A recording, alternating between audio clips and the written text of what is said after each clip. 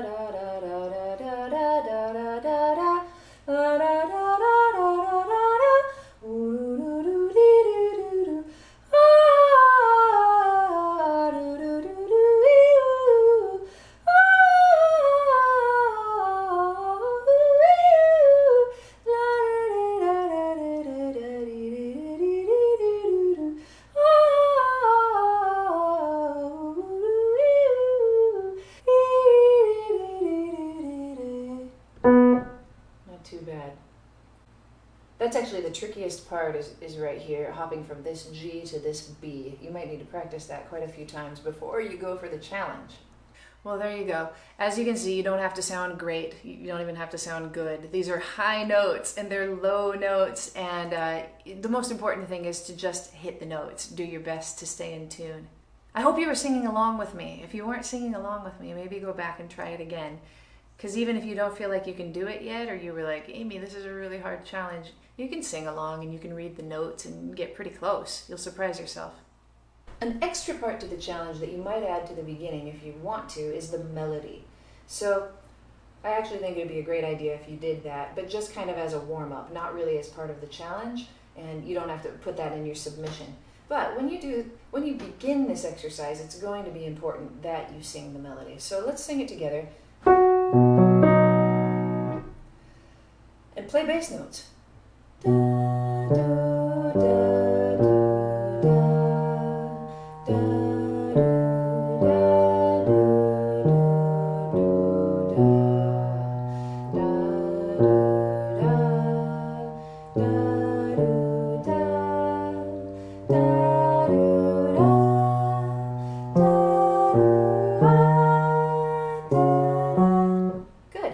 we start on the fifth of the major chord, so it's a B major chord. We start on the fifth, and then we descend in a major third, and then a minor third, and then a major third. So what we're doing is actually outlining a G major chord.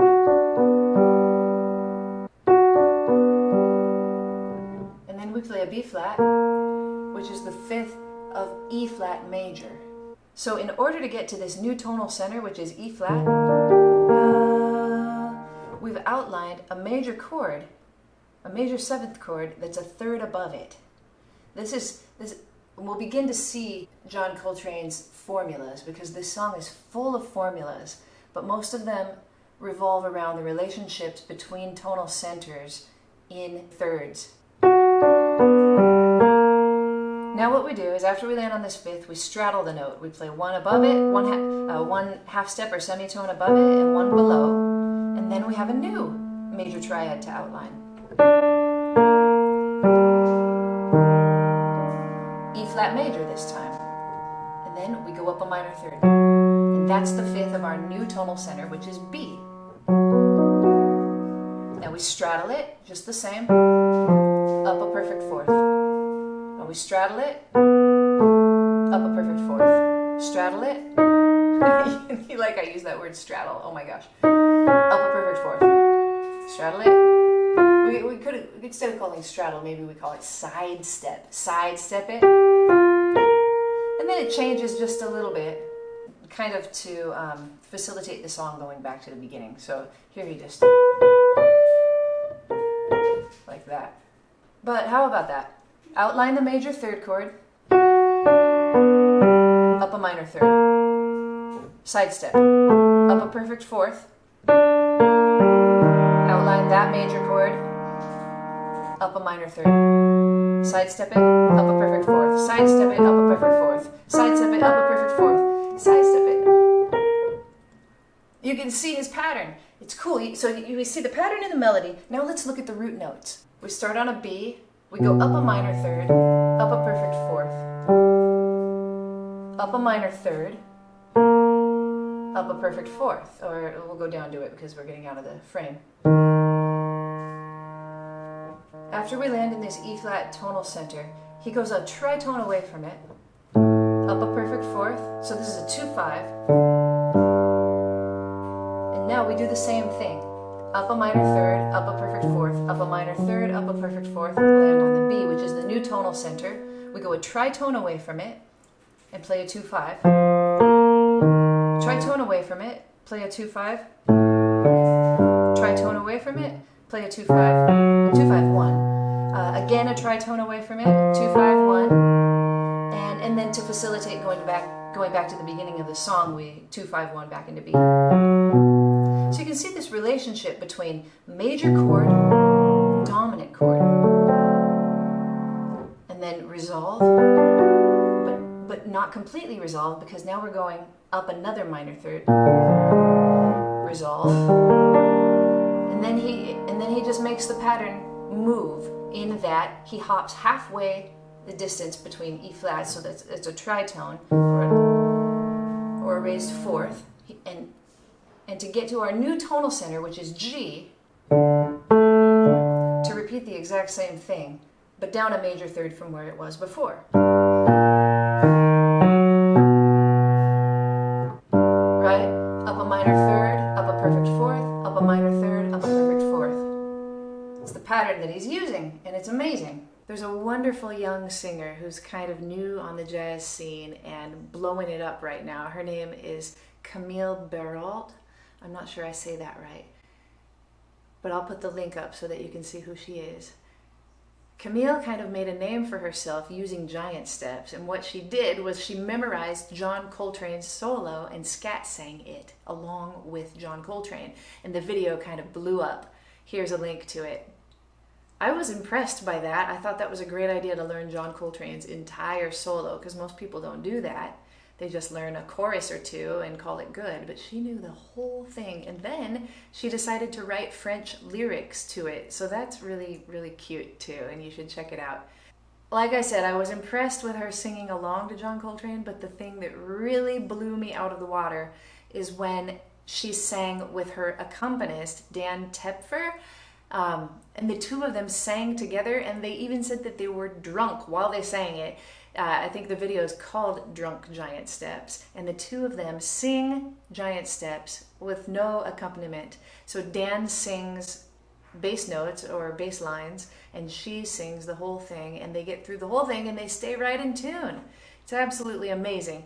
I think Camille probably spent a very long time studying giant steps and making it become a part of who she is as a musician. And I don't think she probably ever has to study it again. She is just absolutely comfortable on giant steps, and that's what we're shooting for. I've got this great biography of John Coltrane that was written by Lewis Porter. And in the biography, he interviews many musicians who knew John Coltrane at the time of giant steps, who say that even though he released Giant Steps and recorded Giant Steps in 1959, which happens to be the same year that he also played on Miles Davis's Kind of Blue. He was playing Giant Steps and all of these kinds of exercises years before that, as early as 1957 in his home in Philadelphia. Friends report that he would wake up around noon every day and then practice for at least an hour before he even came out to eat or say hello to anybody. And he was practicing these relationships of chords as they relate to each other in thirds. In fact, people say, and you can even see this if you search on Google Images, that oftentimes he would be found sitting doodling the circle of fifths and drawing a triangle that would connect the notes of the major scale that were a major third apart. Now, John Coltrane would have had access to a book that was widely circulated at the time. The book was written by Nicholas Slaminsky, and it was called Thesaurus of Scales and Melodic Patterns, and evidently it was widely circulated between jazz musicians at the time. In this book, Slaminsky talks about a device called ditone progressions, and he explains that you can divide the major scale equally using major thirds. So C major can be divided thinking of C and E and G sharp and C like that in equal distances, like an augmented triad, but it divides the scale up equally. If you play major chords on every one of those subdivided steps of the major scale, you can see how bright it sounds. C major, E major, A flat major or G sharp major, back to C. They sound gorgeous. So John Coltrane was both experimenting with the relationships of chords in major thirds and also their relationships in minor thirds. David Baker actually teaches that John Coltrane probably understood that chords whose roots belong to the same diminished chord can be substituted for each other. You can actually see this as early as 1958 in Coltrane's recording of If There Is Someone Lovelier Than You, where at the end he plays like 4 different major 7th chords descending in minor thirds, and it's beautiful. There's so many amazing devices that Coltrane employed when writing Giant Steps that it can really be thought of as an etude or an exercise in these third relationships. And it can really get our ears accustomed to hearing new ideas and new harmonies, really bright sounding harmonies, I think. And that's the reason I'm having you sing these exercises instead of just play them, is to get all of these chords and the way they fit together into your brain and able to come out when you're improvising.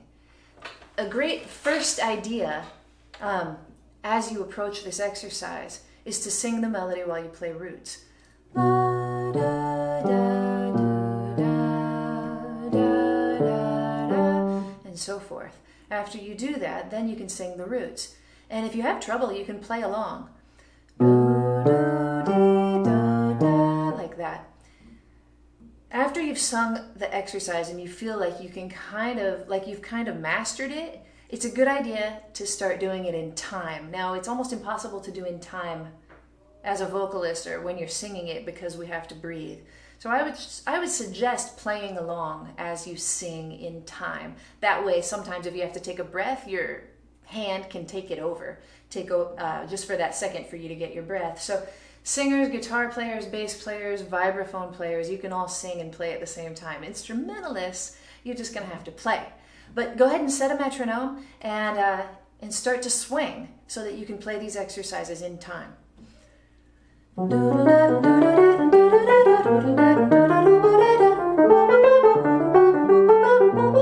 And so forth.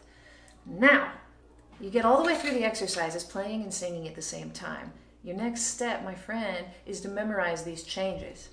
Now, my friend Rick Beato has a great idea about how to memorize changes to tunes. And his idea is that you say the names of the chords as fast as you can in order. So he's very good at it. But it would be like B major, D7, G major, B flat 7, E flat major, A minor, D7, G major, just like that, as fast as you can. I'll bet Rick could do it way faster than me. He's very good at it.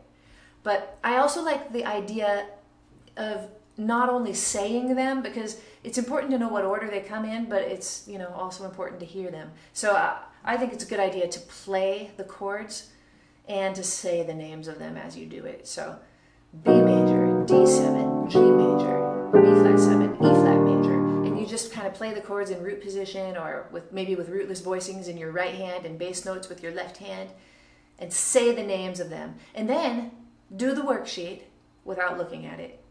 You can look wherever you want. You can look up in the air. You can look down at your hand. Close your eyes if you want, but something so that you are doing these exercises without reading them. That's your next step, and a very important step as well.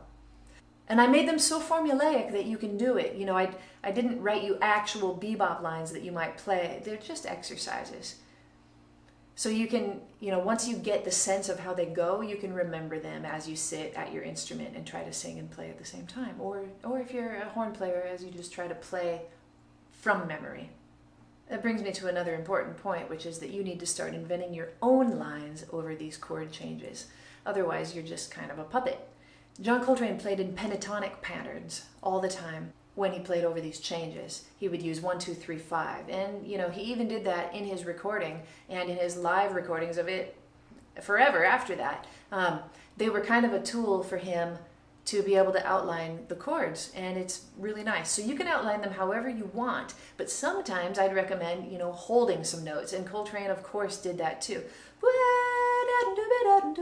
Right? Every once in a while he picks a note and he holds it, and he kind of makes some beautiful melodies in the midst of all of these chord changes going by really fast. So that's another challenge.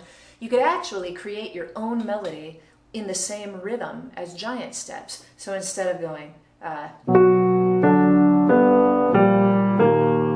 you could use other chord tones to make your own melody. Something like that if you wanted to. Pretty much just anything you can think of to keep on working on it is what you should do. You can be as creative as you want to and come up with a million ideas to play over this. The more that you come up with, the more that you stretch yourself, the better player you're going to be on giant steps. Thank you so much for hanging out and talking about giant steps with me today, or listening to me talk about giant steps at length. I hope you have fun with it. Go back and sing with me if it's too hard for you to sing on your own right now. Play along with yourself, whatever you need to do to get yourself hearing these harmonies. Make a little goal for yourself, maybe by the end of the week, that you're going to complete the challenge, accept the mission. And remember to hashtag it Aimee's Giant Steps Challenge. And put it on Instagram or Twitter or Facebook. Make sure it's a public post so that everybody can see it. I'll see you next time on Aimee Nolte Music. Don't forget to subscribe.